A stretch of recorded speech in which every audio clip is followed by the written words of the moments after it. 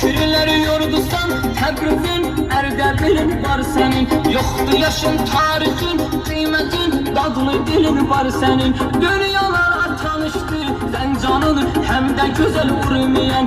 Gayret ile tanınmış dünyada şenli elin var senin. Gayret ile tanınmış dünyada şenli elin var senin. Şehitlerin toprağısın, hal yolunun çırağısın. Aşığı ben canım metin, oy canım be kanım metin. Bugün kimi başına da bağın var, bağın var. Ah ne güzel yaşıl yaşıl bağın var, bağın var. Yok mu senin bu dünyada kıymetin, kıymetin. Zalime baş eğmeyecek milletin, milletin. Zalime baş eğmeyecek milletin, milletin.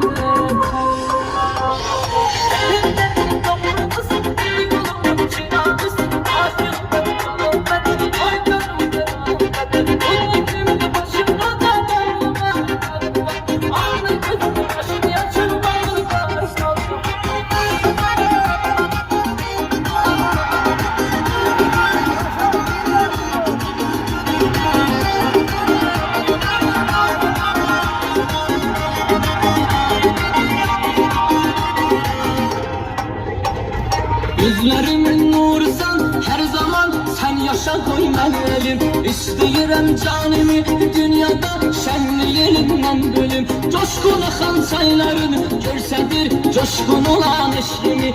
Sende dikenlisi hem sağ baban hem de ki urmu gölüm. Sende dikenlisi hem sağ baban hem de ki urmu gölüm. Şehitlerin toprağısın, hal yolunun çırağısın. Aşığı ben canım metin, ay canım da kanım beter. Udun kimi başına da bağın var, dağın var.